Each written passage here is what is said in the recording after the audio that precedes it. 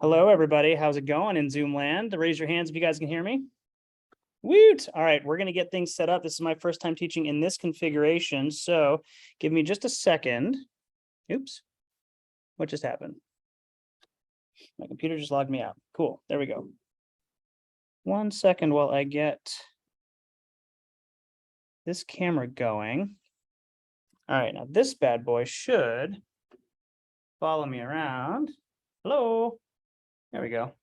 Awesome. So let me go ahead and really quick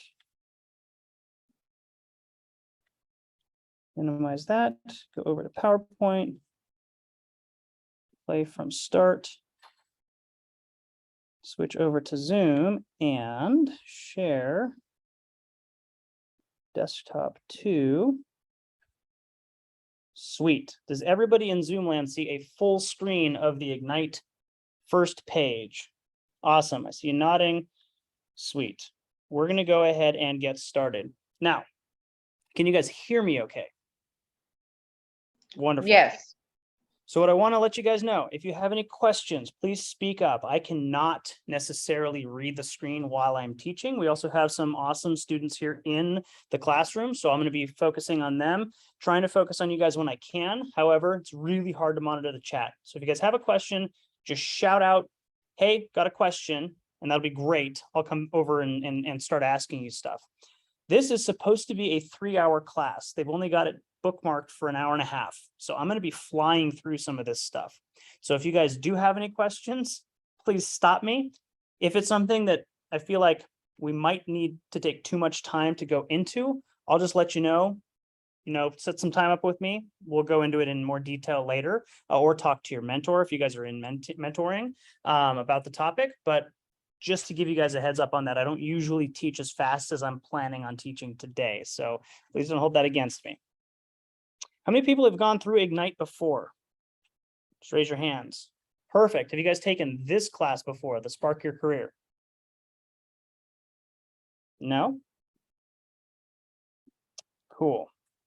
This is fun. This is supposed to be kind of an intro into Ignite and an intro into some of the Keller Williams models and systems and kind of mindset stuff, thinking about how to run your business effectively. I do want active participation. I am going to be asking questions.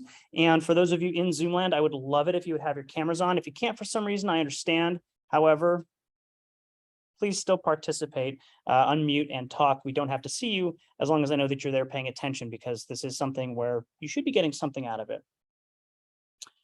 Hopefully you all have a laptop in front of you. I assume that you do if you're in Zoom land, or if you're here in person, I see that we do have laptops. We will be jumping into a little bit of command stuff and talking a little bit about technology. If you do have to take a phone call, leave your camera on. I don't care if I can see you on the phone. Just take your call. If you're here in the class, please step out and take your call. But please turn your ringers off so I don't hear them, because that can get fairly distracting. How many of you all have the participant guide for this class? Anybody? All right, cool. We got one person. Awesome, Jordan, you're awesome. Thank you so much. Anybody in here have the participant guide? Great. Give me just a second. I'll get you a link so you can download it. Are these just the material, the Ignite materials that you're talking about? Yeah, it's a single PDF with all of the Ignite materials in it. Gotcha. Okay. And I have it right here. I'm just juggling with Zoom right now because Zoom kind of takes over my laptop screen, which is annoying. Go to Ignite, student materials. Let me go to share, get link. And oh my gosh, video window, go away. Copy link. For those of you in Zoom land, I'm going to paste a link in the chat. You should be able to open that bad boy up and download it. And it's a PDF. It's a huge PDF. All right. We're not going through the entire thing today. We're just going through the first section, but this has all of the classes in it. Keep it somewhere handy where you're going to know where you can find it, because you can open it up and scroll down to whatever session you're in, session 2, session 3, all of the other sessions. For those of you here in the classroom, I have to close the Zoom window really quick. There we go. So Devin, Is it devinmalcolm@gmail? I thought so. And just one word. And Nicole, what is yours? Perfect.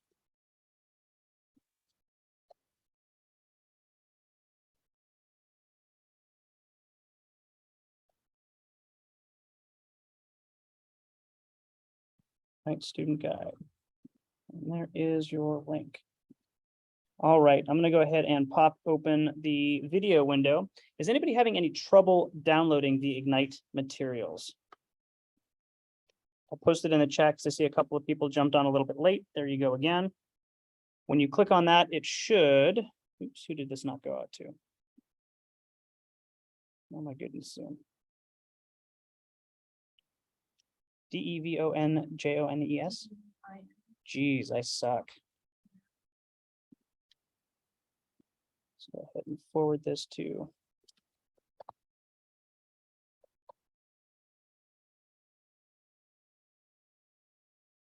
And paste again and send. There we go. That should get to both of you. Let me know if you didn't receive that email, but go ahead and download the Ignite materials and open them up, make sure they work. Anybody in Zoom land who does not have the Ignite materials, let me know. I'm going to take your silence as permission to continue and that you all have the Ignite materials. Awesome. So welcome to Ignite. Today, we're going to be talking about sparking your career. How cool is that? How many of y'all got into this business because you just wanted to be kind of boring and dull and lame? Probably nobody. I wanted to get into this because I'm excited about helping people. Anybody else? I'm looking at you guys in Zoom land. Sweet. Yes. Let me know what got you in. What were you doing before you got into real estate? I was actually in technology. I was a software engineer. I also worked with my dad for way too long doing termite inspections and repairs. So I have a construction background and I have a technology background. How about some of y'all? Where did you come from? What got you into real estate? Let us know. Don't everybody speak at once. Hi, I was in human resources as operations and compliance analyst, and my position was eliminated. So I decided to go into real estate. Fair enough. Human resources. I'm going to try and figure out why the volume's not working on this, but I can hear you and nobody else in the classroom can. Human resources got downsized, it sounds like, and decided to jump into real estate. That's fantastic. This is an awesome, awesome career for that. Who else? Jordan. Oh, sorry. Jordan, I'm going to pick on you next, so get ready.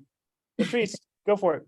Hi, I've been working with the lender for the last 20 years, and I've been helping people get loans, get financing for loans. And so I decided that I wanted to be more face-to-face with people and helping them achieve the American dream of purchasing a home. Very cool. I love that. Are you guys getting feedback now from the TV? No? Good. Okay, cool. Who else? Jordan, you're up. What got you into real estate? Hey, so before this, I was a truck driver at UPS. And before that, I was overseas finishing my degree. And after college, I got into flooring. So I was doing flooring in that trade.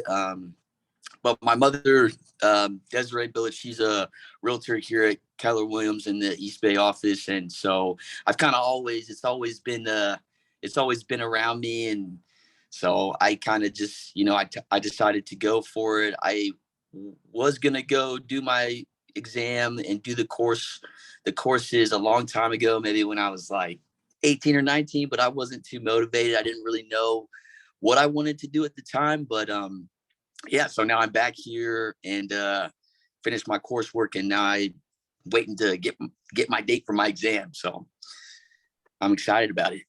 That's really cool. And you work with your mom, so she's got a lot of experience and she can absolutely help you with stuff, right? Right. Yeah. So I've always kind of helped her, part-time since I was young, maybe like 16, just here and there doing runners runner's tasks, you know, copying keys, doing flyers, all that kind of stuff. So now I'm ready to learn a lot more. Yeah. I love that. That is so cool. Anybody else want to share what got them into real estate, what they did before? Oh, yes. Hi, folks. I'm Licio Dias. I'm a contractor. I was going to say I used to be a contractor, but I can't say that because I'm still doing it. I'm just trying to transition from contracting, a construction contractor, to real estate. And the main reason is because I did a lot of work with a lot of realtors in San Francisco and some parts of Oakland and Emeryville also. And by doing that, I got kind of a little familiar with the area. And that's what I decided to get into it. Now I'm just trying to transition from contracting, which my main goal is become like a 100% realtor. I mean, doing real estate in a 100% basis. Not at the moment because I still have to do it, but eventually I want to get myself into it totally. Very cool. I love that. Now, you also have a little bit more flexibility than some as you're a contractor. You can take Yes, time it off is. to come to these classes, et cetera, which is really good. Cool. Anybody else? All right. I'm keeping eyes on who's talking and who's not talking. So Right. Keep an eye. we'll get it. Love you guys. All right, let's move on. I said, let's move on. Is your screen changing on your Zooms or no? No, mine's not. No, Perfect. we're Let still me do on those. number one. How about that? You good? Yes, there you go. Perfect. All right. So we're going to talk a little bit about what Ignite is. If you guys have already done this, it's a great little class to get you started in real estate. We want to talk about the 4 key objectives: being an expert in your field, a real estate expert, what it means to lead generate, how you lead follow-up, and then how you take care of the transaction. So this is going to kind of cover a lot of stuff in the Ignite course. This is a month-long course if you do it day after day after day. But we have it set up where I think we're doing 3 a week. So it's going to be about 2 months to get through all of this. All right. So each class is set up into different things. The first 4 classes are about being the real estate expert of choice. How do you do that? How do you become what you need to be so that you can do what you need to do in order to achieve what you need to achieve? By the end of Ignite, you're going to be on the path to being a real estate expert of choice by creating a robust value proposition for your business. So why are your clients going to work with you? You need to know that. You need to be able to explain that to a client or convey it. You're going to develop a lead generation system with a lead generation model, and it comes from Gary Keller's best-selling book, The Millionaire Real Estate Agent. And believe me, when I started, I didn't want to read that book because the name is really weird. It's kind of a fun name. Made me kind of go, huh. And I read it and I was like, oh, yeah, this is actually super valuable. I love it. He's the co-founder of Keller Williams, if you didn't know who Gary Keller was, and he's been doing this since the 80s. He's been around a long time. We often refer to the Millionaire Real Estate Agent as the MREA because Millionaire Real Estate Agent is a really, really long name. So if I say MREA, that's the book I'm talking about. I can also say the red book because it's got a red cover on it. We're going to establish a lead follow-up system based on a couple of Keller Williams touch plans. I don't know if anybody has heard of like the 33 or the 36 touch. Anybody? Just nod or give me an okay or whatever. Perfect. I know Catherine has. And we're going to talk about practicing and perfecting the steps of a real estate transaction so that we can get to a successful close and get paid. I actually just got a commission check today. Yes. And it's all because of Command, the Keller Williams systems, their models. It's the only way I would know anything about how to do anything. The goals are to end Ignite with 1 or more appointments, begin the process of working with a buyer or a seller to buy or sell a home, and develop success habits that will benefit you for your entire real estate career. And next slide. Come on, PowerPoint, you can do it. All right. Today, we're going to begin with the real estate expert of choice. There's 4 lessons in here. We're going to be focusing on lesson 1. Today is Spark Your Career. We're going to get acquainted with Keller Williams and Ignite at a high level. You're going to be able to apply the Keller Williams culture and your market center culture into the way that you engage and interact with others. You're going to be able to tap into all the resources that Keller Williams offers, and there's a lot. You might not get it the first time through. It's often good to take some of these classes a couple of times. And we're going to create a vision for the future and set some goals. Has anybody else ever done a vision board or thought about where you want to be in 5 years? A couple of us in here have. Anybody out in Zoom land thought about where you want to be in 5 years? Kind of started to think about some goals. Good, good. Beverly, awesome. Today is supposed to be the longest course out of Ignite. It's supposed to be 3 hours. We're not going to take 3 hours. We have an hour and a half scheduled, so we're going to go a little quickly. But take some of the exercises that we start in here, and if there are any that you feel like you need to take a little bit more time on, absolutely do that on your own time. This is going to allow you to be prepared for working your daily success system, and that's going to start in the next Ignite class. Ignite instills in all of us a new way of thinking. It's all about having a success mindset with no doubts. Today, we're going to talk about an unlimited mindset fueled by the 6 personal perspectives, Keller Williams culture, the value of working with Keller Williams, and your market center, Keller Williams resources that will set you up for success, your career vision, and the daily success system that is going to supercharge your business throughout Ignite and beyond. There's an awesome quote here that you guys can't see, but there it is. Anyone can do it. Not everyone will. Will you? This is from Gary Keller in The Millionaire Real Estate Agent. Think about that for a second. This quote expresses something that's so true about real estate and also a lot of other careers. Who would like to share their thoughts on this quote? On Zoom, go ahead and just unmute and start talking. Basically, nothing about this job is rocket science. It's just a matter of like grinding it out every day. Like the basic like everyone always says, like, go back to basics. It's all basic. It's just, it's a lot of work and you don't see a lot of results for a moment, but then it compounds. Yeah, absolutely. Absolutely. Any other thoughts? Oh yeah, I think that lots of people maybe want to do it, but they don't have. I'm not going to say the inclination to do it, but they have fears of not succeeding, and that might be the reason lots of people will not do it. That's also a great point. 100%. Fear of failure stops people from starting, right? I said earlier, if you guys were here at the team meeting, I said, everything you ever wanted is on the other side of fear. Mm-hmm. And that's absolutely true. It doesn't have to be the type of fear that will like stop you in your tracks, but a lot of people are afraid of getting started because they're afraid of failing. And that's a pretty significant fear and totally valid. However, if you never try, you're never going to get to where you need to go. Real estate, like Catherine said, is not rocket science. Anyone can do it, but not everybody will. There's also a bit of shiny object syndrome in real estate. Anybody ever feel like they're drinking from a fire hose? Like you go to a class and there's like 15 things that they talk about, like this one. Every time Phil talks. Every time Phil talks, yes, absolutely, 100%. Or you go and you take a Moxie class, and then you learn that there's trend graphics, and then you learn that there's cloud CMA, and then you learn that there's RPR, and you're like, oh my God, which one do I use? Doesn't matter. Pick one, focus on it, right? Don't let all the shiny stuff distract you from what's important in real estate. Anyone can do the real estate. All the other stuff is just shiny. There are people who still, to this day, don't have a CRM or don't use their phone as their contact manager.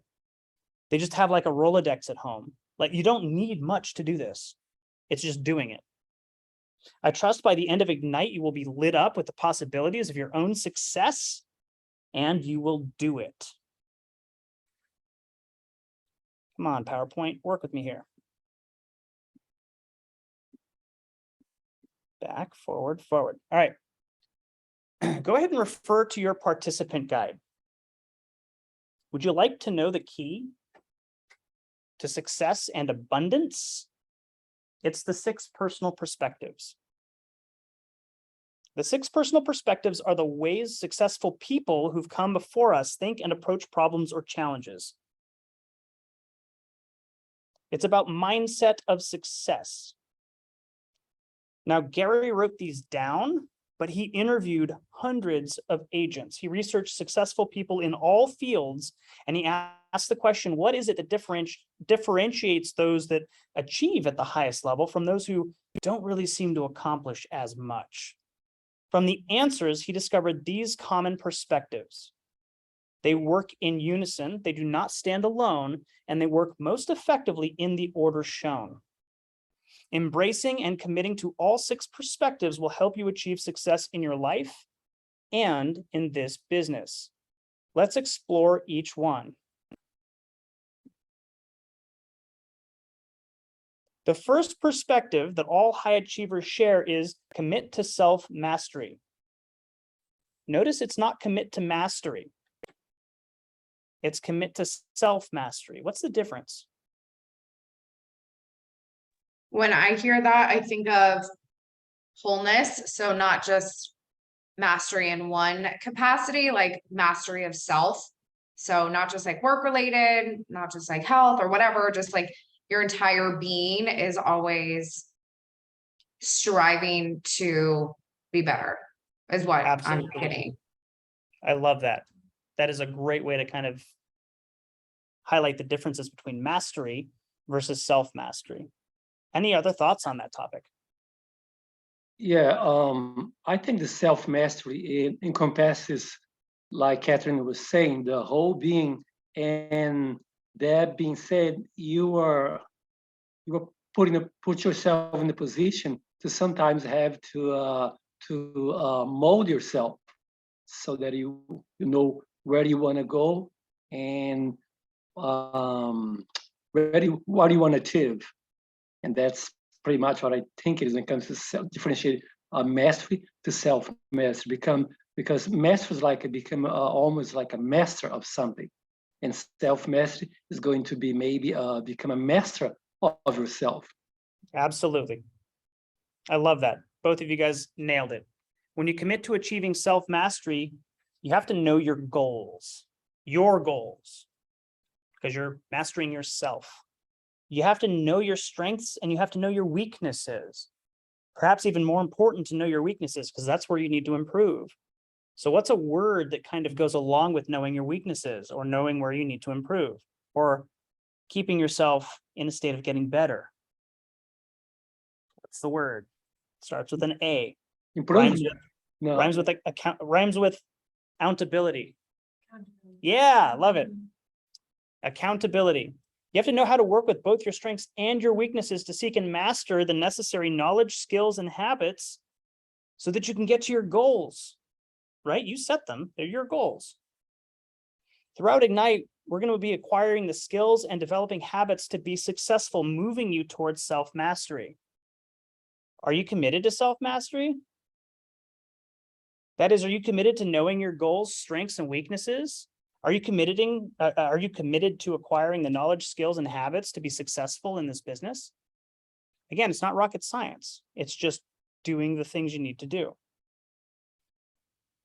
And I already believe you've answered that because you guys are all here and present and interacting with Ignite. The second perspective is committing to the 80-20 principles. Anybody heard of this before? Catherine, love it. Anybody else? This is the idea that 20% of your effort leads to 80% of your results. And it may be one of the most powerful principles you can apply in your life. It's also called Pareto's principle. It's about having focus. It's about getting the most from your time and your effort. It's about maximizing your results. You'll sometimes hear the 20% activities described as your big rocks or your one thing. Somebody wrote a book about that. Might have been Gary Keller. or your dollar productive activities, right? What would you guess is the most dollar productive activity of a real estate agent? Lead gen. Hey, you said it on the TV and Devin said it in person right at the same time. I love it. There you go, Perfect. Devin. And it was in sync. It was awesome. It was so good. Yes, it is lead gen. Absolutely. What else might be considered your 20%?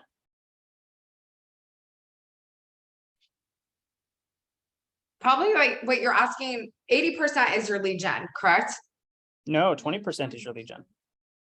I think showing up is. Oh, okay. Interesting. I was gonna say mastering your craft is the 20%. Mhm. Because really, it's just a matter of doing. So I would say like the lead gen is the 80%. Okay, fair enough. I could see how you could say that. However, what does lead gen generally boil down to?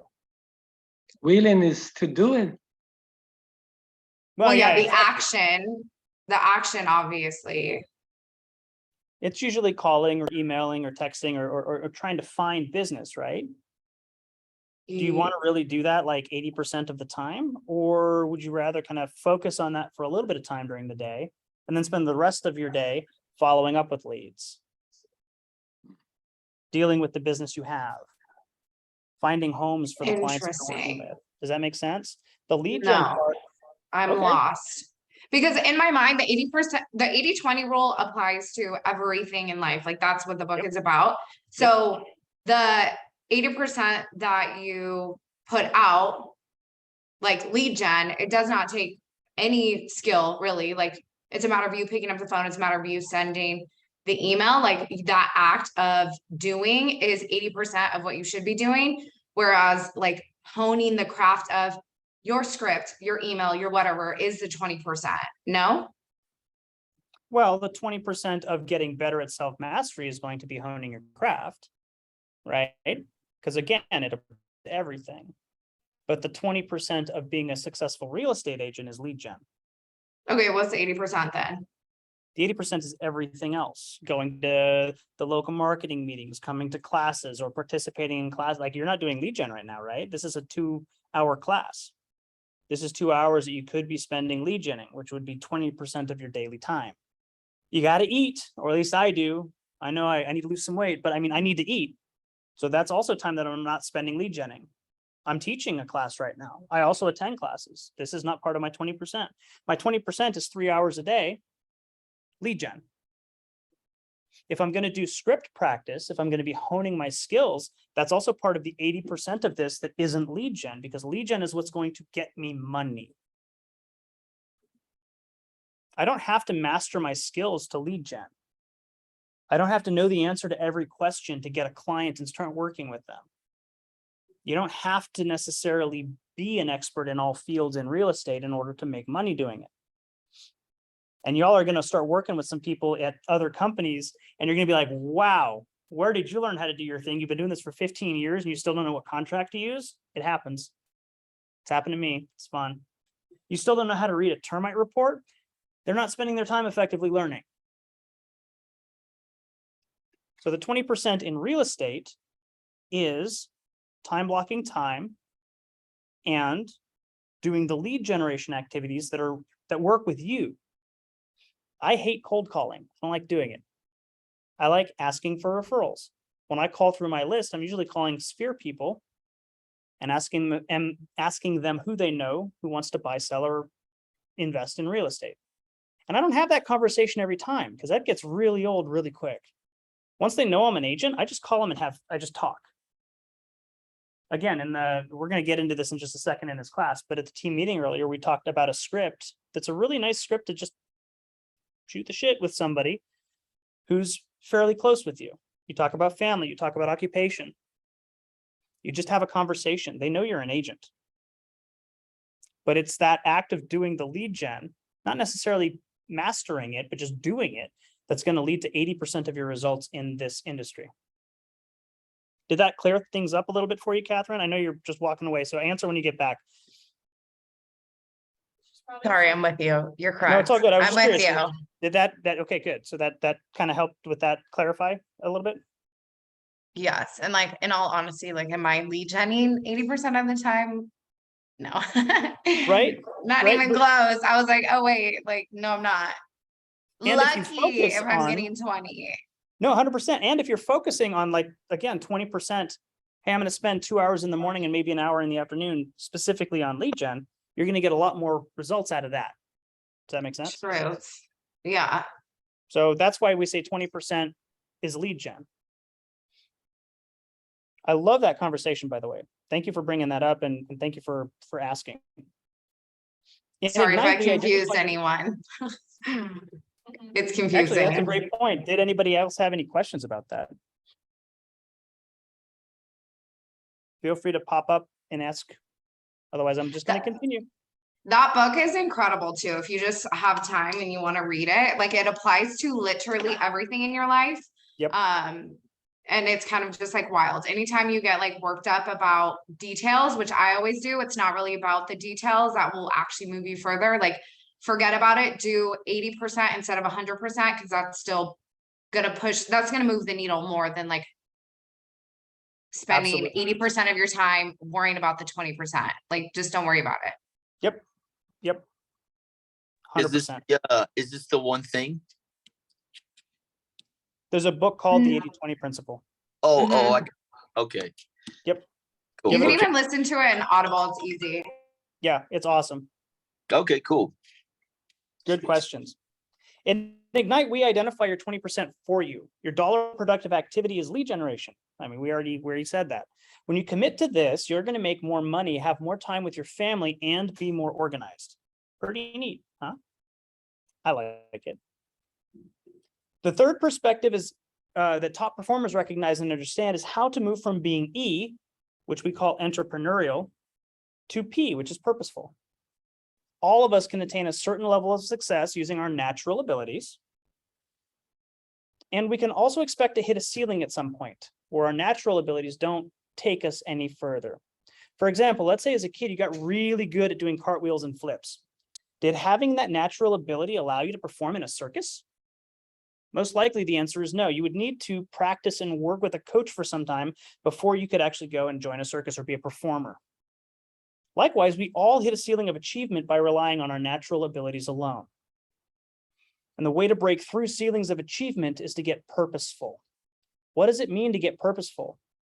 It means focusing on the models and systems that organize you and your tasks into the most efficient and effective endeavor possible. Does anybody have an example of a time when you reached a ceiling of achievement? And for those of you in Zoom, Catherine, I love you. I know you're on the phone. Don't answer. Licio, I love you too, because you've answered a lot too. Somebody else. I want to get some broader perspectives. Any examples of when you hit a ceiling? You had natural talent and you just couldn't get any better. Yeah. Who was that? Who was that? No, no, no, not you. I think it was, Oh, uh, it was a different conversation. Ceilings of achievement. No one's gonna say anything because they're gonna sound cocky. I can't even think of anything off the top of my head anyways. Ceiling of achievement doesn't have to be cocky. So I got one that kind of goes the other way here. It's more Yeah. like how bad I was when I started frisbee golf. And Sure. eventually after throwing with friends, they would teach me things of way to throw and certain spins that broke my natural lack of skill and allowed me to cross a ceiling and That's get better absolutely- over time. Yep, 100%. You don't have to be good at something to hit a ceiling. Right? When I started in real estate, I was not good at talking to people. Still not that great at talking to people. I fumble over my words all the time. But we talk to people, we learn our scripts. I don't even like using the word scripts. I like using conversations. We learn how to have conversations. If you're doing frisbee golf, you had your friends coach you. You had coaches. They might have not been professional coaches, but they taught you how to throw a frisbee in a more efficient way. So you were a little bit more skilled with it. I love that. Any other examples of hitting a natural ceiling? I had one when I was in college. I was playing volleyball and I wanted to hit a little harder. And then my coach taught me how to taught me a technique to do it. And then I ended up overdoing it. And instead I got to the point it was real good. I was really hitting pretty hard. But then because I overdo the technique, it started to counterproduct. And then my coach told me that because I didn't use the right technique, I reached my ceiling, and instead of breaking through, I was kind of going the opposite direction. So he changed the approach and gave me a new technique. So with a new technique, I was able to go even further. But I never forgot the first time when I did it and backwards. No, that's absolutely, that's a great example. And that's all technique, it's all skill. I have an example. Ever since I was in high school, and this is not me being pretentious, Devin, but when I was in high school, all my friends used to call me the fearless leader because I would just go and do things. I'd be like, oh, we're gonna go and sneak into this convention where you need to be in the industry to get into it. I was a video game guy, and I was like, okay, we're gonna go to E3, which is a video game convention. And so I started forging all kinds of stuff in order to prove that we were industry professionals so that we would get free tickets. And so my friends were like, wow, that's really cool. You're our fearless leader. Well, you're going to really quickly hit a ceiling in leadership where you start thinking that you're right all the time. Or when people ask you questions, you're going to start answering questions because you feel like you need to have an answer. I had a really good leader teach me that you need to say, you know what, I don't know that. Let me go find out for you. And I'll get back to you with an answer. That was one of the most profound things that anybody has ever told me about leadership. It's okay not to have an answer. My coach was Jocko Willink. It's out of one of his books, Extreme Ownership. But it's a great kind of way to highlight that you don't necessarily have to have a physical coach with you. Your coach can be a book, or it can be somebody who is considered an expert in their field, and you can read what they've already written. I like to use that as an example because Gary Keller wrote The Millionaire Real Estate Agent. I would consider him an expert in his field, and he's an awesome coach if you're looking to get more productive in real estate. Many people who have left a salaried job for a career in business and real estate say that they hit a ceiling in how far they were promoted or how much they were paid, and that's why they left their salaried position. In Beverly's case, her position was downsized. A little bit different, but also a ceiling of some sort. High achievers are always looking for the purposeful way to continue to move things. By doing this, they break through the ceiling of their natural behavior. Wouldn't you like to achieve success and break through that ceiling? How about living a larger life? Ignite is not only designed to help start your business, it helps you grow your business. Ignite helps you move from entrepreneurial to purposeful with mindset, models, systems, and breakthroughs. The fourth perspective is a fairly obvious one, and one you've already been doing by just being here today, being learning-based. A learning-based individual appreciates learning for their own improvement. They know what they know, and they know that there's always more to know. An individual who does not appreciate learning is what's referred to as ignorance-based, or a know-it-all. They know what they know and ignore everything else. Learning-based individuals have made the decision to use effective learning as the foundation piece for their action plan to develop their life. Training and education are a big part of moving forward to attain goals and succeed at a high level. Learning-based individuals commit to the process of acquiring skill-based habits. Ignite is just the start for you as a learning-based individual. And for a lot of you, I know you already are learning-based individuals, but specific to real estate. You will learn about many more learning opportunities available for you from Keller Williams.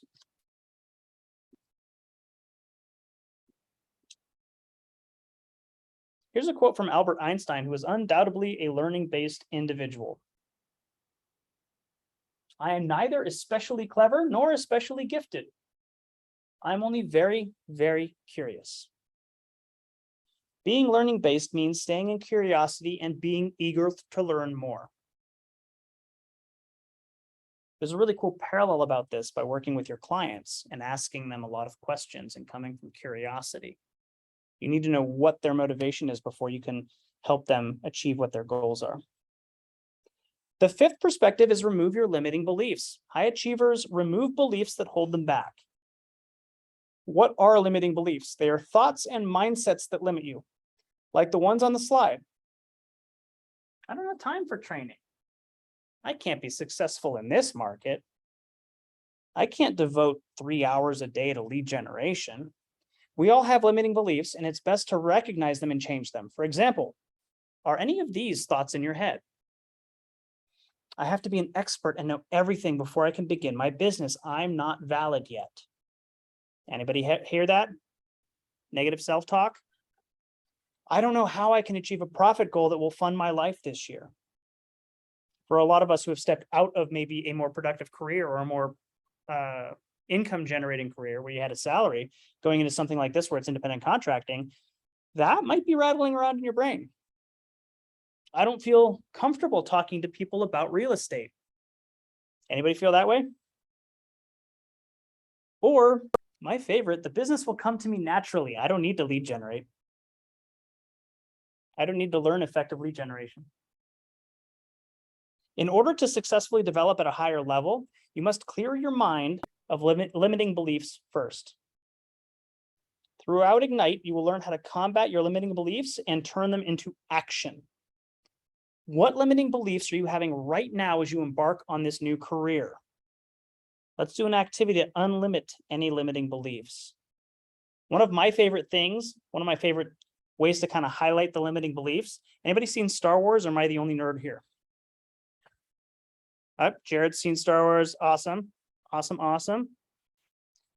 So you guys know the scene in Empire Strikes Back where Luke is stuck on Dagobah with Yoda and his X-Wing starts sinking into the swamp. And he goes, "We'll never get it out now." And Yoda says, "So certain are you? Always with you, it cannot be done. Size matters not." And then Luke tries to lift it up, but he doesn't believe that he can, so he doesn't. And he walks back to Yoda dejected, and he just says, "I can't do it. It's too big." And he's a little bit upset with himself. And Yoda just kind of walks over and calmly lifts it out, moves it over to the side, and sets it down on the dry ground. And Luke is blown away because this is this huge spaceship that Yoda just picked up and moved over and set down. And Yoda's like, 3 feet tall. Well, 24 inches tall. And Luke walks over to Yoda and he says, "I don't believe it." And Yoda looks right at him in the eyes and says, "That is why you fail." You have to believe that you can do the things that you need to do. You might not get it right the first time, but you got to at least give it a shot. You got to work towards doing it.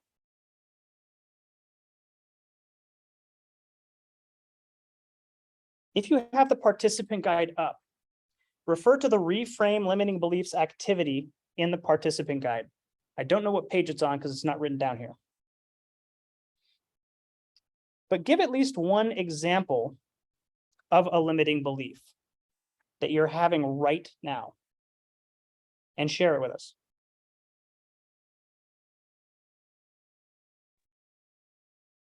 Anybody?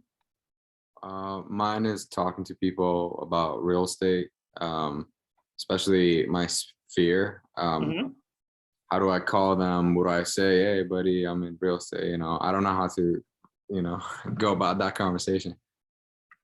That's a great limiting belief. Absolutely. Any ideas on how you can combat that, Fez?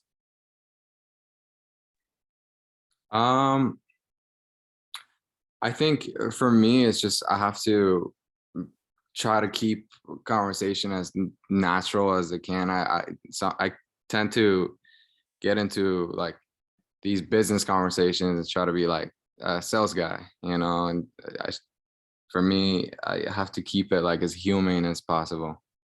100%. That's an absolutely great way to go about doing that. What's another option for Fez? Catherine, I see you got your hand up. I was so nervous to reach out to my sphere as well. And I don't know if this is for you, this is your vibe, but this is what I did. I took literally every single person in my phone book and I just texted them because that felt most comfortable to me. Like obviously a phone conversation is the best, but I didn't have the balls for that. So then again, 80-20 rule, I was like, whatever, it's not perfect, but I'll actually do it. So I'd rather do it than not do it. So I just texted them. I'm like, hey, I hope all is well. Just want to let you know, like I had a career shift. I'm super pumped. I got my real estate license. Please keep me in mind if like any of your friends and family need help. Like I would love to help them. Also, no pressure, but if you'd like to be added to my newsletter, please send me your email. So then I got there. A lot of people didn't message back. Honestly, be ready to like be on red. But like I had so many people that were like, oh my God, cheers, congrats, girl. Like, I don't know of anyone now, but like, good luck. Here's my email address. Some people were like, hey, good luck. I'm not going to give you my email address. Like, don't spam me. And I'm like, all good, girl. Like, I get it. So that's how I started. And then I did the same exact thing. Like when I got my nerves ready, like, cause that kind of took like a hit to my ego, not gonna lie. But then when I like mustered up the courage, like glass of wine, obviously, I did the exact same thing to my Instagram followers. And again, like I didn't try to make it a conversation because they're like, hey, I haven't talked to you in 8 years since we graduated college, but now you're hitting me up like we're best friends. Like that would feel ungenuine to me. So it was more of like, hey, hope all is well. Like it looks like your kids are doing great. Like just want to let you know I'm no longer wedding planning. I'm selling real estate. So keep me in mind. And if they wanted to like have a conversation after that where they're like, oh my God, I love it, then I'd be like, thank you so much. Like, how was everything with you? Like if they wanted to have a conversation, then I did. But at least, you know, by the end of the month, like every single person I knew I was in real estate. So that's how I started. And it felt like it didn't feel like too much. But like I said, a lot of people don't message you back. So you just got to get right with life. So 20% of the 80 people you message will message you back. Yep, absolutely. And those are the ones you need to focus on. And I don't want to say like praise them, but hold them in higher regard when you're doing your lead gen. Those are going to be your sphere. Those are going to be like your people. They're the ones who are going to be rooting for you, right? Now, Catherine, when you were calling through, you said you took a little hit to your ego. And I imagine that is because you got a lot of these. Can you guys read the board? We can't, I mean, I can't see the No. board. Can't We read can't the board. see it. So I wrote no in big letters up here. You got a lot of no's. Is that correct, Catherine?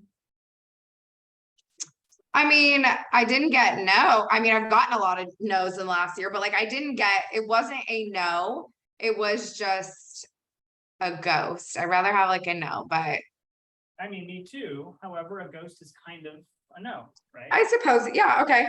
I took the L. I got a no. I got an L if we're counting. Fair enough.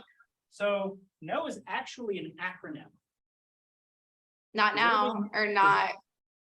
What? There you go. Yeah. So see if you can get it. Not at this time. Oh wait, that's not. That's not an acronym. No. My bad. Any ideas as to what no stands for? You know. Yes, she got it, but you guys couldn't hear that. So anybody else online want to take a guess before I Come on, Zoom. let the Come cat on, out of the Zoom. bag? We got this. You all Not know what an at-oh. acronym is, right? Yeah. It's where each letter stands for a word. No. This is What word? What does what word stand for? So N stands No. for a word and O stands for a word. So what does no stand for? Next, opportunity. We would have Right? never got Zoom. We would have never guessed that. Literally never. I just didn't want to say that because you told us last time.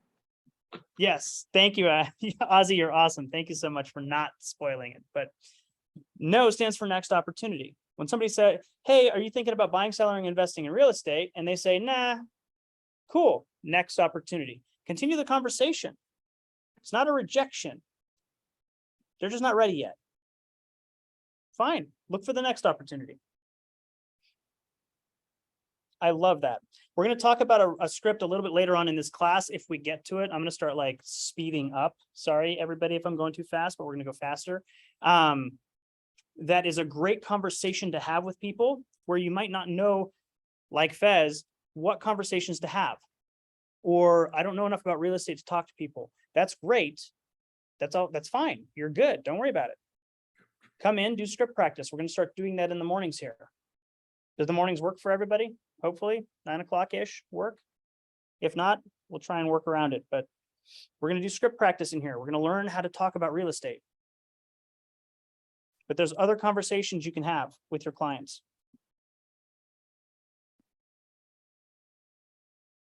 The sixth and last perspective is about being accountable. What does being accountable mean to you? Like following through on your 10, what is it called? 10, 3, 6, 2, 4, 6, 8, 10, whatever Yep. that's 6, 8, 10, 420. Yep, No, yep. 420. 420. No, it's all good. 420. I know what you're talking about. Your No, that's 411 not or your 10, your 10-4. 10-4 is I think what it's called. Yes. I love it. But your 420 works too. Maybe after work. Anybody else thoughts on being accountable? Taking responsibility over things that you need to do. Sure.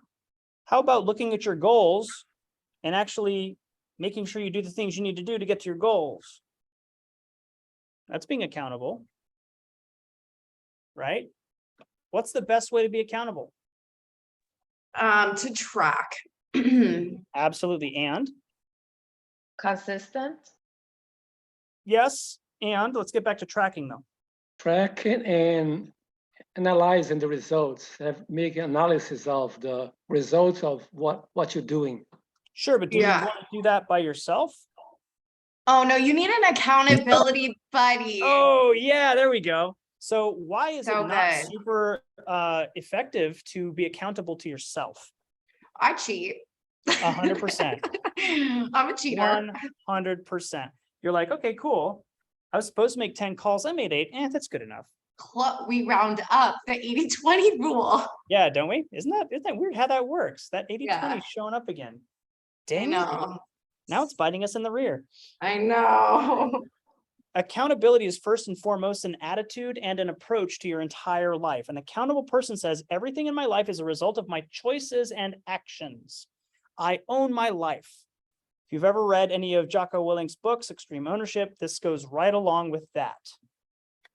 Accountability is a tool for continually changing the results in your life in those areas that matter to you most, your 20%. A person who is accountable in their 20% says, I own my life, and in certain areas, I want to continually improve my results. I'm going to be purposeful, and I'm going to be learning based to continue improving. That includes script practice. That includes taking courses like Ignite. So I'm very glad that you all are here. I took Ignite 3 times. I still take Ignite. Now I teach it, but I learn every time I teach. What are some ways that you can improve your accountability right now? I heard somebody say accountability partners. Does everybody on this call have an accountability buddy? Probably not. Anybody? Your homework is to find an accountability buddy. Someone who you're going to say, my goal is to call 5 people a day, 10 people a day, whatever your goal is. And you're going to track your numbers. And you're going to have them track your numbers as well. And just at the end of the week, you go over your numbers and you say, great, I was supposed to call 50 people, 10 people a day. I only called 30. Awesome. How can I improve? How can I make sure I call 10 people a day? Number one, I'm terrified of my accountability partner. I'm terrified of saying, yeah, I was supposed to call 50 people. I only called 30. I feel like I'm letting them down. But it's a great way to improve your accountability. Now, remember, you can achieve the highest level of achievement in business and life by adopting these 6 personal perspectives. And I do want to kind of take a quick moment to go over this slide where you can see on the left-hand side, you have a victim mentality. And on the right-hand side, you have an accountable mentality. On the left, you don't ask any questions. You kind of ignore things. It says ignorance. I just like to say that's ignoring. You fight reality. It's not the way it is. It's not how I see it. That's your perception. You blame people. You project. If everyone else would just do their jobs, it's not my fault, it's your fault. Why didn't you change something? Right? Personal excuses, deflecting. It's not my job. I was never given a chance. I don't know what I'm doing. These are all deflections. Waiting and hoping. Time will tell. If it happens, it happens. Things like that. That's all victim mentality. Over on the accountable side, you actually look for reality. What is the situation? Cool, I'm supposed to call 50 people a week. I'm only calling 30. Doesn't mean I'm failing. It just means I need to call 20 more people. Right? There's no emotion involved in this. You just need to see where you are and see where you need to go and figure out how you got to get there. Acknowledging it. Cool. Yeah, I'm only calling 30 people out of 50. I need to call more people. I'll see what I got to do to get there. Owning it. If it is to be, then it's up to me. You're taking accountability. You're taking ownership of what you need to do. What do I want? Maybe you want to close 1 transaction your first year. Maybe you want to close 10. Great. Figure out how to get there. Finding solutions. What are my options? How can I get what I want? What can I do? Is that taking more classes? Is that calling more people? Is that learning more about the contract so that when you actually have somebody in contract, you're not fumbling around? All of that stuff comes in time. Prioritize and execute. Figure out what's most important and start working on that first. And then getting on with it. Instead of sitting there worrying or saying, I don't want to get started yet because I don't feel like I know enough, just do it. I'm not paying Nike a royalty for using that. That was a joke. All right. But saying, hey, this is what I'm going to do. The time is now. I'm going to go and do the thing.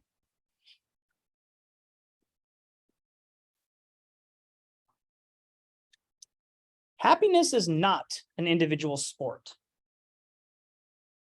This quote is about happiness, and yet it applies to business as well. Do you agree?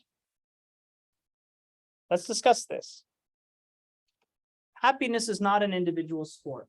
Business is not an individual sport. Yeah, I think it is a collective thing. Like when you play in a team, you're not just a star of the team, you play within a team. So the whole team wins or lose based upon the whole team's actions. There is no I in team. Performance. Right? Yes. There is no I in team. Why do we teach these classes? Why do we want you to win? When you win, we win. I just get excited when people have wins. Like that's literally what drives me. That's why I love training. I want to get people motivated and I want to get people to where they are in control of their own lives.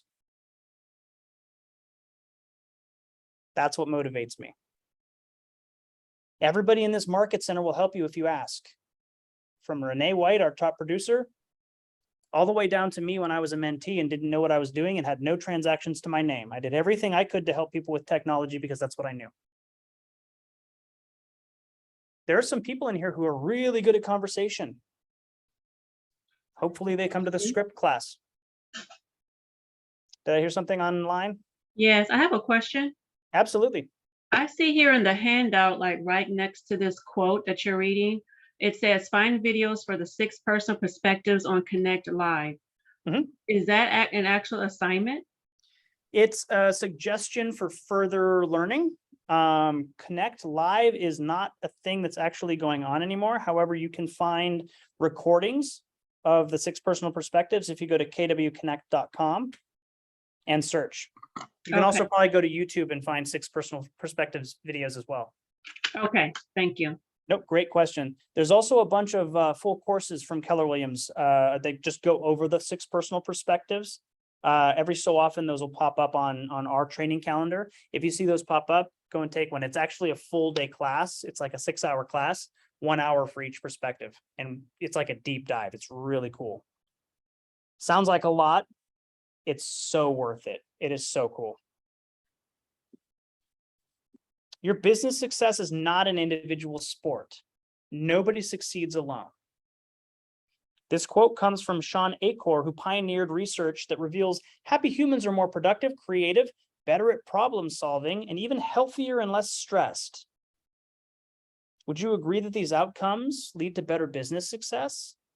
Probably. If you're less stressed, you're going to be more likely to do a good job for your client. I mean, I think that makes sense. Embrace being accountable. It's not being wrong and it's not getting in trouble. It is literally just looking at reality and figuring out how you need to get to where you need to go. Your accountability partner should never make you feel like you're wrong or not good enough because you're not hitting your numbers. They're just there to hold you accountable to the fact that you're not doing it. And then you need to figure out, cool, I'm not hitting my numbers. How do I start? That's a great place to get started. Find a mentor, coach, or a partner to help you be accountable and happy. If you're doing the things you need to do, the business will come. So just find somebody to hold you accountable to doing the things you need to do. I want to take just a second to go over some ahas from just this first part of this very long class that we're kind of breezing through. What did you guys hear that sparked something in your brain where you're like, ah, yes, that is great. I want 3 of them. The quicker we get through them, the quicker we move on. 3 ahas. The need for an accountability buddy. Absolutely. Absolutely. Tell me more about that. Why is that important to you? Just for the example that you gave, say for instance, I was given some things to do by what's her name? Kat Sellis, I think that's her name. Yep. It's the 10-10-10 rule, right? So I first started out with the 10 emails, 10 texts, and 10 calls, but then it dropped to just 10 emails and then 10 texts to just 10 emails, right? Because I'm not accountable to anybody. It's like, well, who knows? You know, it's just me. So to have that buddy, you know, to help me keep those numbers going, you know, I think would lead to faster success. Absolutely. If I were given the choice, I would work 0 days a week. Right. Right. I mean, I'm not the type of person who goes out and wants to call people. That's not my thing. However, holding myself accountable or having somebody to hold me accountable definitely makes me make my calls. What else? 2 more ahas. Limiting beliefs. What about that hit you? Just the fact that you can really do anything that you put your mind to, you just have to believe in yourself. Absolutely. It doesn't matter what like outside people are telling you, like, oh, you shouldn't. Like at the end of the day, it's what you want to do, and if you really want that for yourself, and you set up goals and like same thing, going back to accountability. If you're accountable, you will achieve what you want to do. I love that. Did everybody hear that? So she was talking about how you can, like, limiting beliefs or her aha, because you can really do anything that you anything that you put your mind to, you can achieve. Just don't listen to other people. Obviously, if they're telling you that you can do it, great, listen to them. But if they're telling you, hey, this is not for you, if it's something you really want to do, you can absolutely do it. You just got to get rid of that little nagging voice at the back of your head. I mean, I'm a pilot. I cook. I do real estate. I was a software engineer. Nothing really holds me back. If I want to do it, I'll just go do it. All of you can do the same things. None of it is rocket science. I could probably do rocket science, but I have that little voice in the back of my head that says you're not a rocket scientist. You're not smart enough. One more. Need one more aha. That could be when you say, well, That's really important to me. I don't know, maybe. Go into that a little bit more. Yeah, because when you say that you are something is important to you, you feel motivated to do it. And if you feel Absolutely. motivated to do it, you're not going to put any boundaries of having someone to help you. Make yourself accountable for Yep. things that you got to do, whatever that is, calling or prospecting, whatever the goals that you made for yourself. Mhm. Because I love it. in your mind, those things are important to you. Absolutely. How important is it to you is a great question to ask yourself. How much do I really want this? Right? Is it worth giving up for? I once heard somebody say, and I love this quote, and it's not in this slide deck. This is just an aside from me. You can't ever lose until you quit.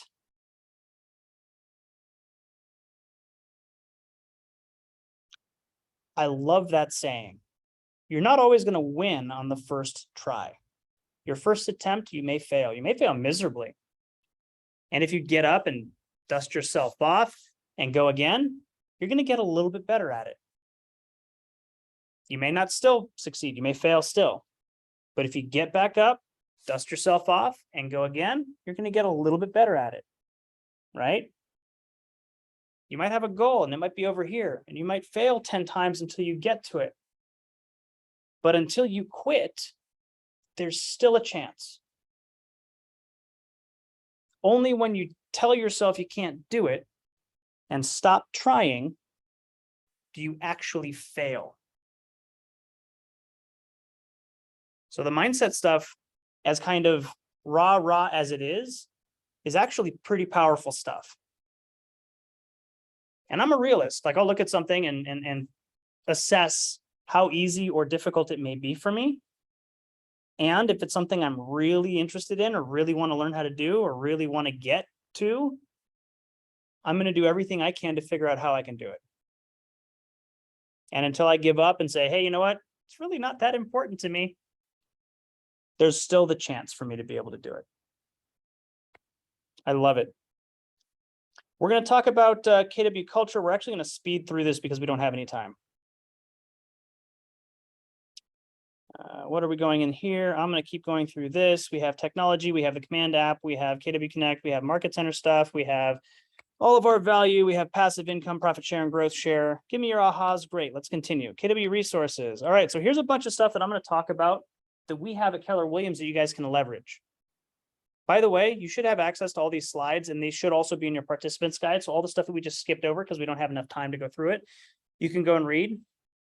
I just want to take a couple of seconds to let you know that we have Keller Williams. That's all the US stuff. We have Keller Williams worldwide. I think we're in like 58 countries or more right now, 60 something countries, I think.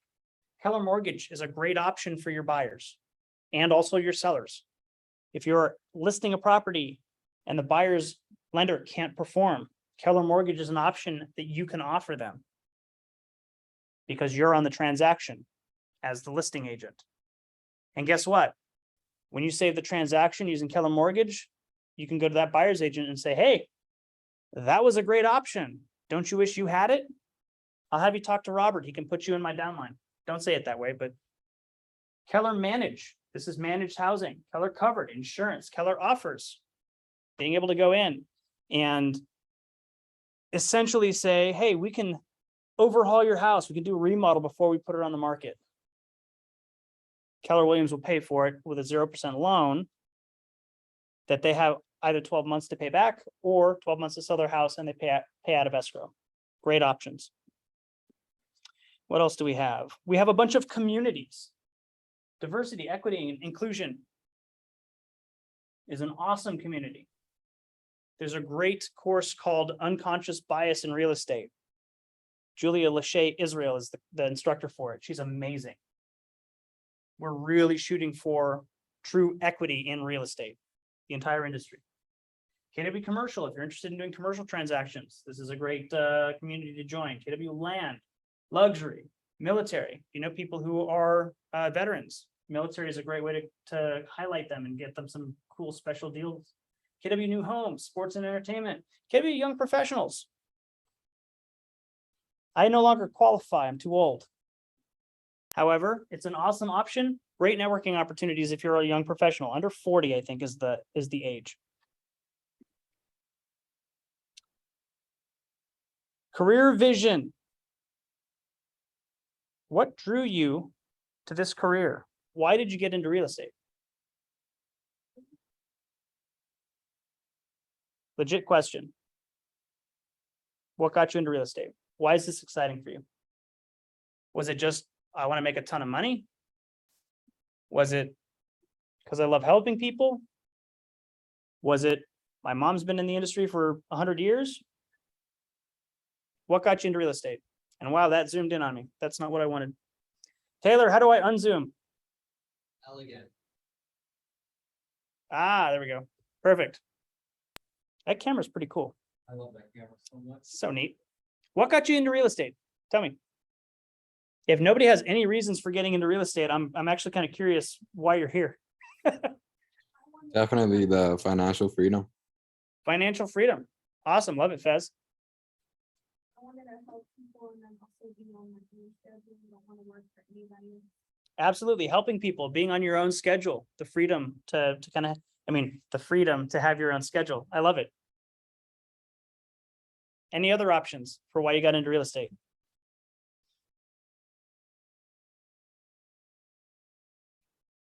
Are you guys still awake? Good afternoon. I love it. Today is 1 year from now. We're in 2023 now. Your business is thriving and your life is everything you've dreamed of. Your customers rave about the experience and value you provide, and they think of you when they have a real estate need, or if they know somebody who has a real estate need. Your family and friends are so proud of your success, and they're constantly referring business your way. You're helping others live their dream of owning a home because you are focused on helping them get what they desire. You're building the foundation and momentum of your entire career in gaining relationships and experiences and the income that you desire. You're the top agent in your market center. So you guys are actually doing much better than Renee White. Or you're rookie of the year if you're brand new. You're poised to hire a part-time assistant to handle your 80%, all the paperwork and all the other stuff that you don't really want to do, while you take care of the 20% that grows your business. You are in the path to, and I want you guys to kind of fill in the rest. Think about that. That should be your big why. That should be what drives you in business and personal life.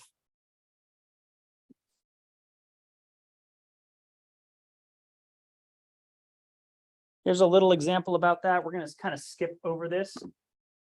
But this is somebody basically saying, here are the things I need. Here's what I want to earn in order to kind of take care of, some of the debts that I have or some of the things that are special to me. So you can fill in a couple of other blanks. You can come up with your own blanks, but start with the end in mind. To achieve success, you need motivation and inspiration for doing it. And we call that your big why. My big why is empowering people. It drives everything that I do. Helping people buy or sell real estate. I empower them to get the most money for their listing or get a house for a good deal. Through training, I empower people to understand technology. That's what I'm good at. I empower people to believe in themselves. That is my big why. If I can do that and I can help somebody get just a little bit better, I have achieved my goal and I'm happy. I'm pretty dang happy. I help a lot of people. I love it. It's what drives me. What is your big why? There's actually a book called Finding Your Why, or Start With Why by Simon Sinek. I highly recommend reading the book. It talks about some of the big companies and what their big whys are. I think it talks about Apple and Southwest Airlines and one other large company, and how they kind of went and found what their why is and how it drives their business. My why is also entwined with my personal why. It's the same thing. In business and in my personal life, it's all about empowering others. That's what drives me. Yours can be something completely different.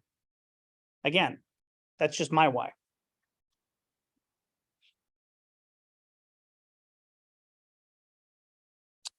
So I'm going to skip this because this is not relevant to what we're talking about right now. We're going to get into this when we get into script practice, but it basically talks about where your commission goes.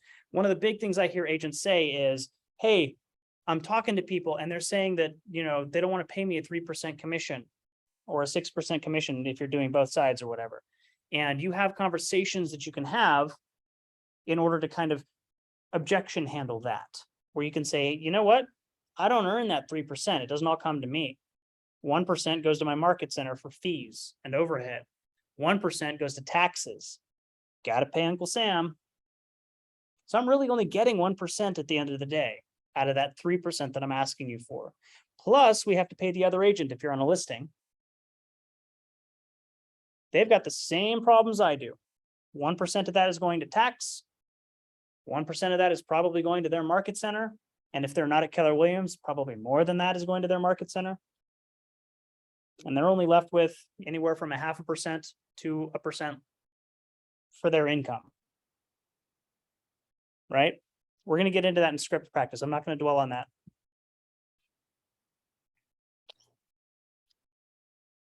This is how you kind of figure out how to do your own expenses and figure out how many transactions you need to complete in order to be self-sufficient in real estate. I believe Bev, the OP, our market center owner, is going to be doing a business planning clinic at the end of the year. I think it's going to either be in October or November. Keep an eye out for that. It is one of the most powerful classes, powerful seminars you can take to help you plan your business.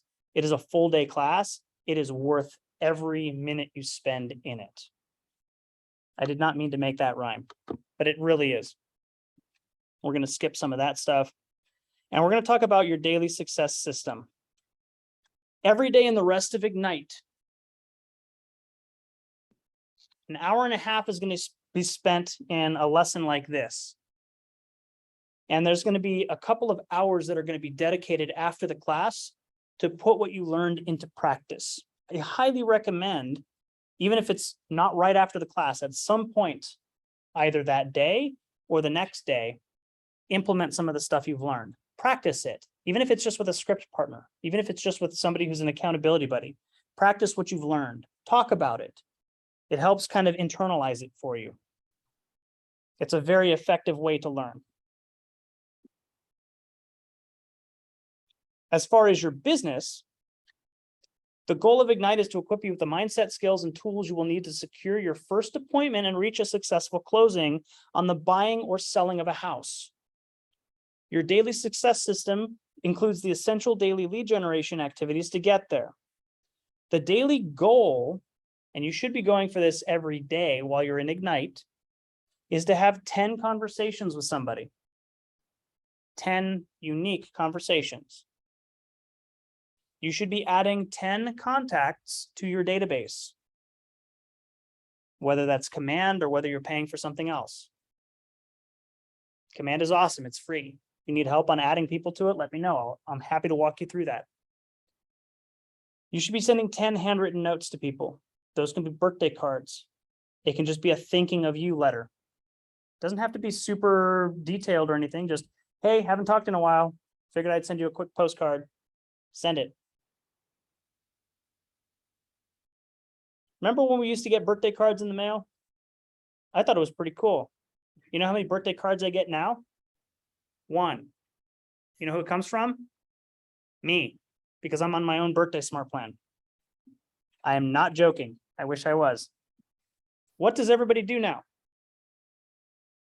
Facebook says it's Robert's birthday, and everyone goes to my profile and says, happy birthday. It's the laziest thing on the face of the world. And it's so unpersonal. You know how many people I remember wished me a happy birthday? None. Why? Because Facebook has 1,000 notifications and I just clear them all because I don't want to see notifications on my phone. Mhm. Send a card, even if it's just a, hey, thinking of you. It's super effective. It's super cool. They might even call you because they got a card from you. And be like, hey, Nicole, thanks for the card. That was awesome. Why were you thinking of me? And then you're going to say, because I'm hoping you know somebody who can buy, sell, or invest in real estate. And they're going to be like, what? And you're going to be like, haha, I'm just kidding. I just wanted to know how you were. And you're going to have a regular conversation with them. You don't have to make that joke. I just think it's funny. Just have a conversation with them. It's been a while. I haven't seen you since college, whatever the case may be. I was thinking about you. I hope things are okay. We haven't talked in a while. Or maybe it is somebody you've talked to regularly. Refer back to the last time you had a conversation with them or a meal or whatever the case may be. Hey, we went out on Friday, had a great time. I was just thinking of you. I figured I'd send you a card because nobody does that anymore. Wow, you're right. Nobody does that anymore. Great. Awesome conversation to have. Utilize the 10-5-1 model for social media engagement. I believe, because I don't know what that is, but I believe that is making 10 interactions on social media, adding 5 new friends, or at least friend requesting 5 new people a day, and leaving at least 1 actual message on somebody's profile. Or making 1 post. I think maybe that's it. And then we're going to be learning more things as we go through Ignite that you can add to this list. If nothing else, you should do those first 3. They're super powerful.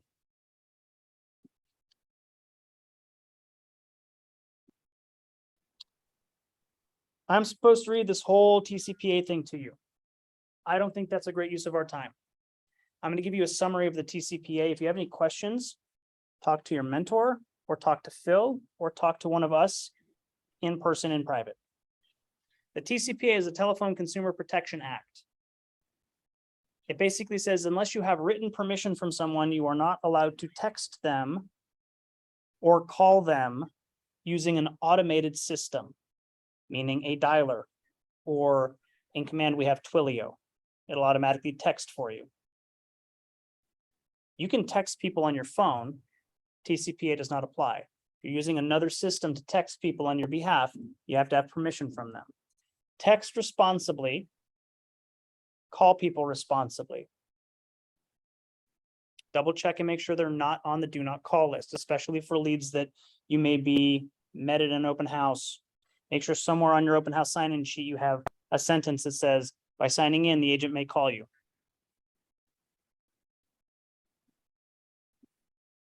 Read the TCPA, the full document on your own time, but it's very, very serious.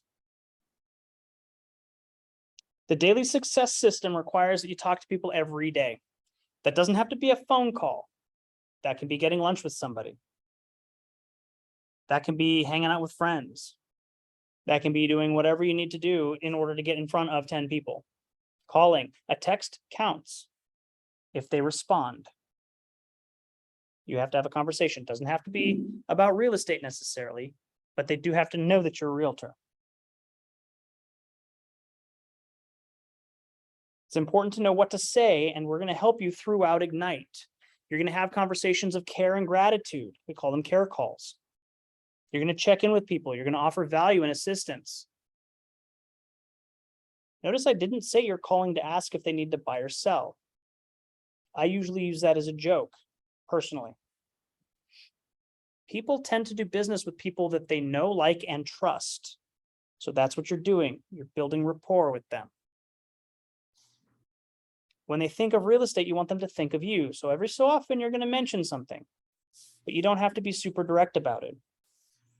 Having regular conversations strengthen relationships.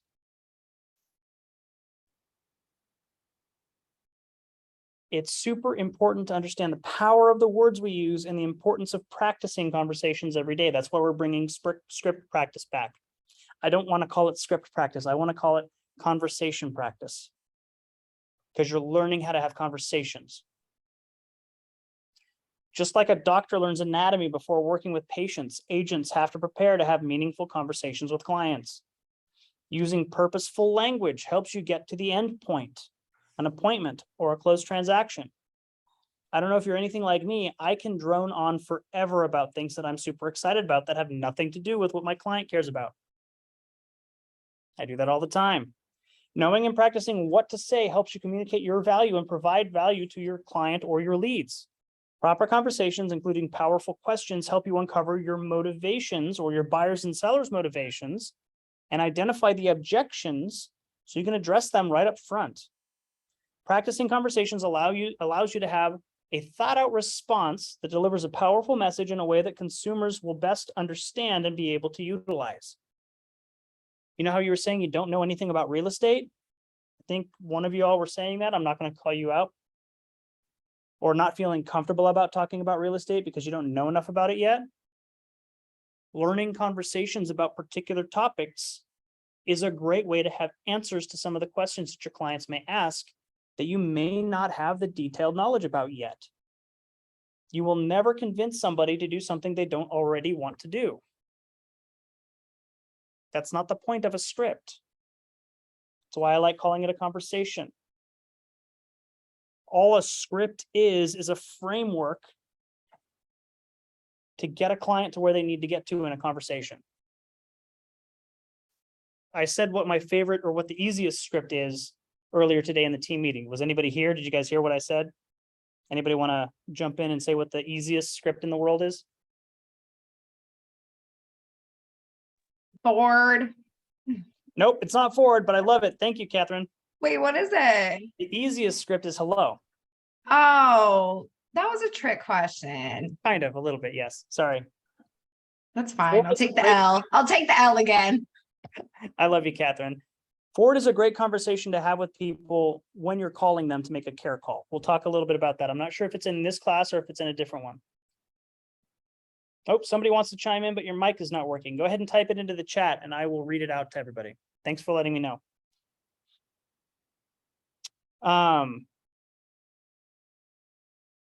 We were talking about scripts. A script or a conversation, what's a script that's not forward that we very often utilize? We don't even realize it's a script. How about when you pull up to McDonald's and you look at the menu and you're like, what do I want to eat? I think I want a number one. I think I want a large fry. I want a Diet Coke. Sounds good. Pull up to the window and they go, and you go, yeah, I'd like a number one, large fry, Diet Coke. You just used a script. You're not trying to convince the person. I guess you're trying to convince the cashier to give you what you're asking for, but it's really not that. You're just having a conversation, but you already know what you're going to say before you say it. That's all a conversation is. That's all a script is. Are there different scripts for buyers versus sellers? Yes, absolutely there are. Buyers are going to have questions about financing. Buyers are going to have questions about the property itself. Sellers are too, but the questions are going to be a little bit different. Buyers are going to be looking for things that might be wrong with the property, or is a good idea to do a purchase at this moment. Sellers are going to be talking more about how much can I get for my house? Is there anything that I need to do to fix it up to make it more attractive? The scripts can change. The rest of Ignite will go through a lot of that. There are classes specific to working with buyers and sellers. Good question. We also went over a couple of those today in the team meeting. So a great reason to come in and participate in those. Scripts help you lead generate. They help uncover motivations. They help identify objections. They help you close deals.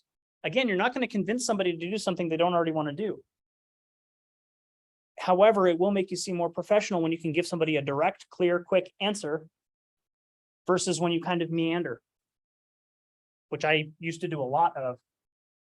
They help you speak in terms the customer understands. Oftentimes we know tiny details about transactions that the client doesn't really care about. We have to convey information without getting into the weeds. And it helps you build confidence. Again, I know a couple of you guys mentioned not knowing enough about real estate to have intelligent conversations or feel like you're skilled enough to talk to a client about real estate. Knowing a script or knowing a conversation is a great way to build that confidence because you know what you're going to say, even if you don't necessarily know what it means yet. You can always find out the details. We're going to go just a little bit over, I'm sorry, on time, since we started a little late because we were working with some technical issues. You ever walked into a store and heard, did you find everything you were looking for? Or go ahead and look around. Let me know if I can help you. Or I see you admiring that big screen TV. Are you looking to get one for the big game this weekend? And they say it's not football season yet. That's next week. These are all scripts. They're all conversation starters.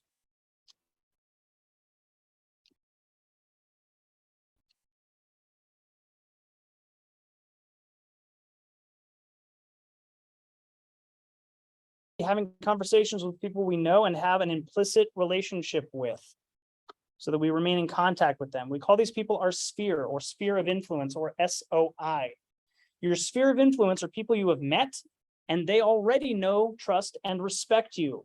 They are most likely to help you. After all, people like to do business with those that they know, trust, and respect. The contacts in your phone are a good place to look for your sphere. Your sphere of influence is more than just friends and family.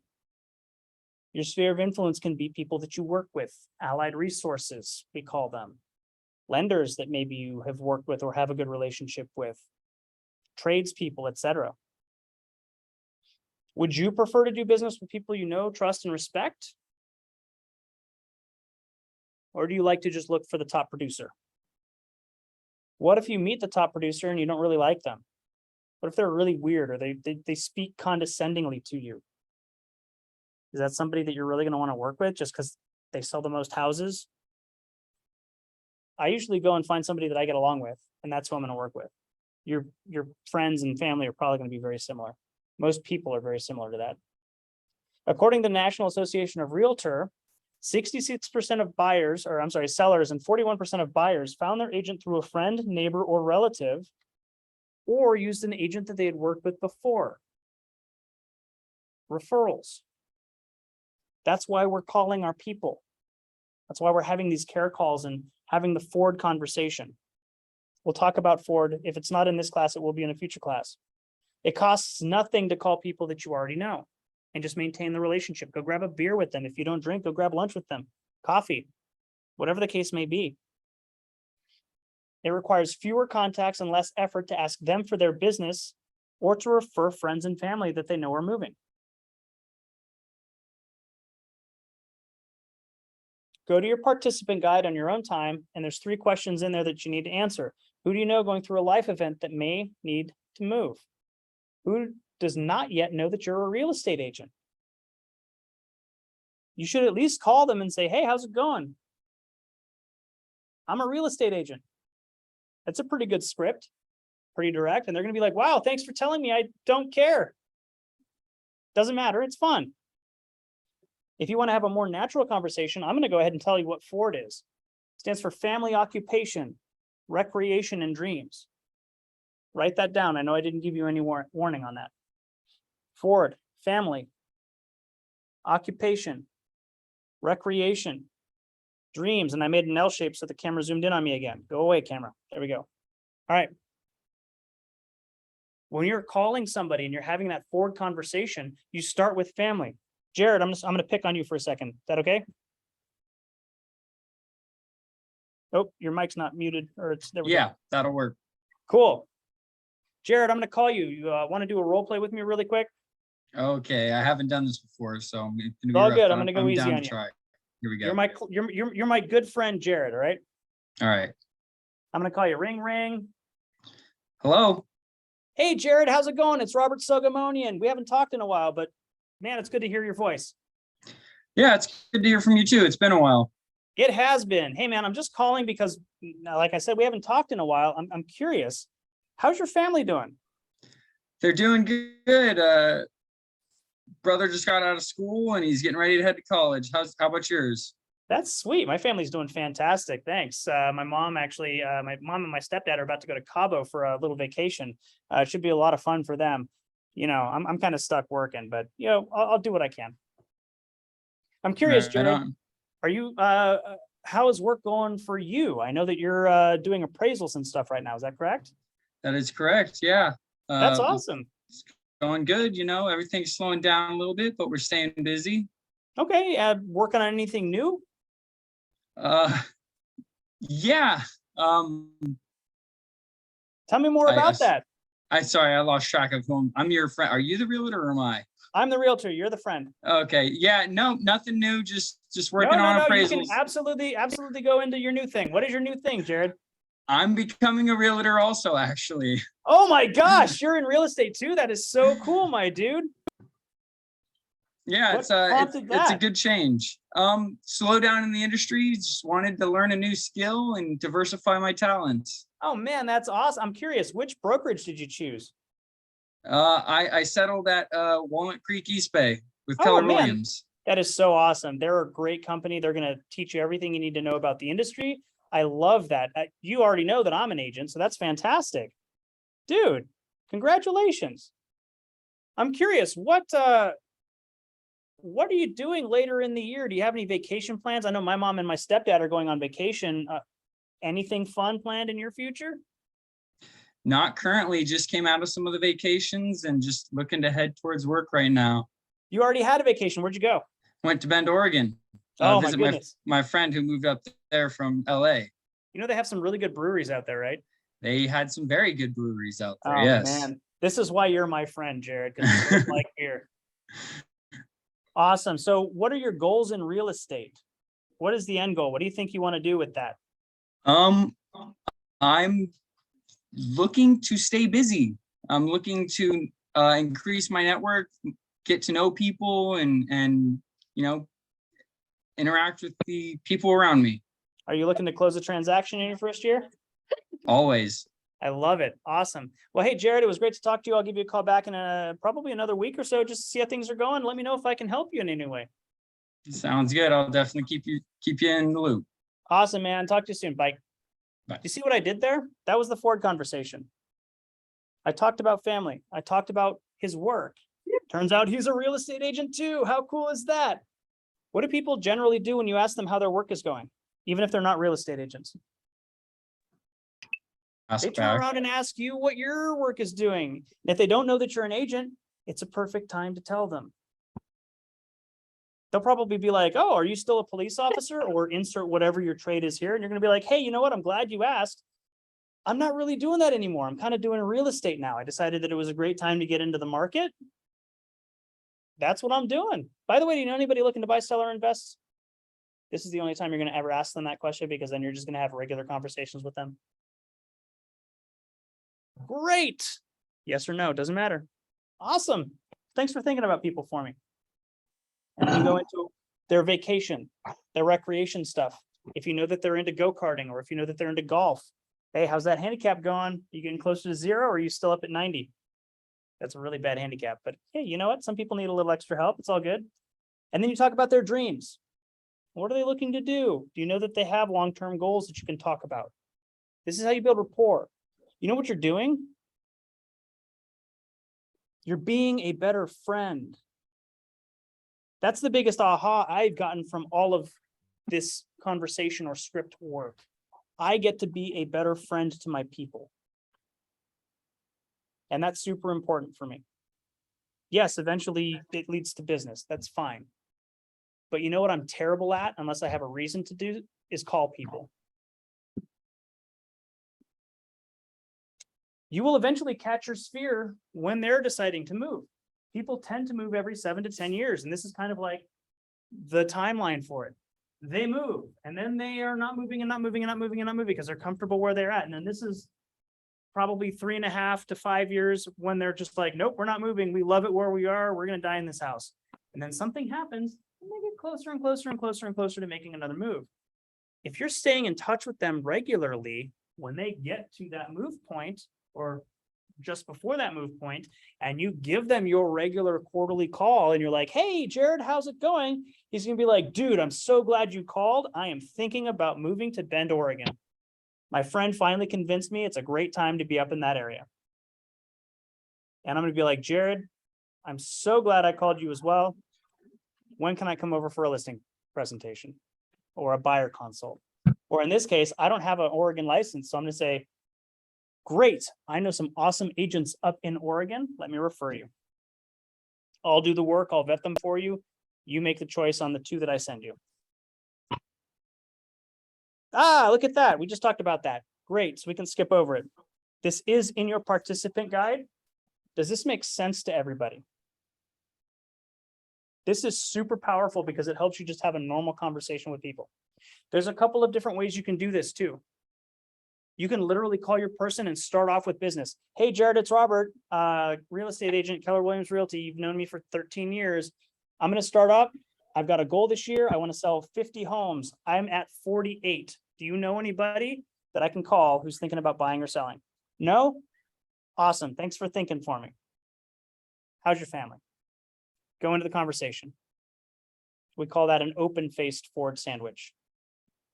The regular Ford sandwich is faux business conversation, ERD. The two are the bread pieces around the business. You can also do it the opposite way, where you do all of this first. If they never talk about occupation, they never ask you how your business is going, great. Insert it at the very end if you feel like you need to. Any ahas about any of that? I just want a couple ahas. And I know we're running a little bit over. I'm sorry about that. But again, 3 hours. I managed to squeeze it into an hour and 45 minutes.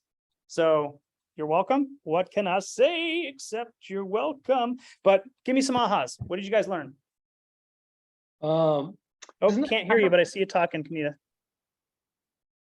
Yeah, your can you mic's hear me? not working. Type it into the chat and I will, I'll read it out. Sorry about that. Who am I talking over? Can you hear me? Yes, gotcha, Alicio.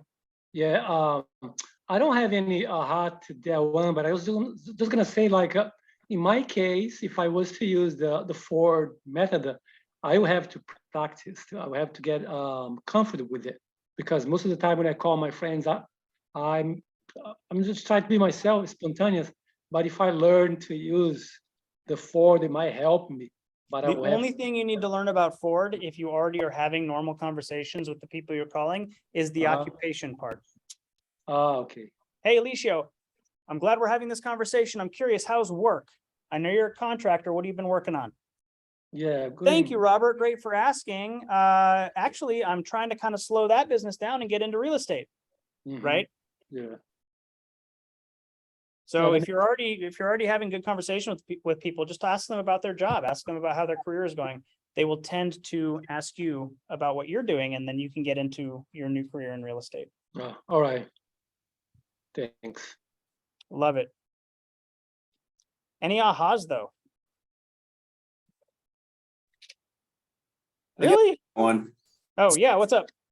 So I think it's just kind of going and piggybacking on, I guess, like from a bird's eye view of the mentality, and it's keeping it to where you're pretty much grounded, I think was a big one. Also on that same kind of line of thinking, not to overthink these conversations. I think all of us, I'm actually gonna speak for myself, think like there has to be like a bulletproof kind of conversation. And at the end of the day, when you're looking at, that 20/80 rule or whatever, the most important thing is just to have done the task. And I think 100%. it's easy to be like, well, I didn't do it, might as well stop here. Whereas that mindset keeping you going of, well, at the end of the day, you got, whether it's an accountability partner, or, you have that goal in mind that keeps you going. I think that those two things are pretty powerful and sometimes easy to overlook. I love that. That is an awesome aha, and that's a great mindset to have. Absolutely. Don't sweat the small stuff. Don't sweat the small stuff. Just do what you need to do. Even if you're not right, or even if you make mistakes, mistakes are endearing. People like it when people are human, right? I know I do. Kanita, I thought it meant to call family, someone from work. R stood for people you hang out with. Thank you for the role playing. Yes, absolutely. Yeah. Nope, it's just calling it.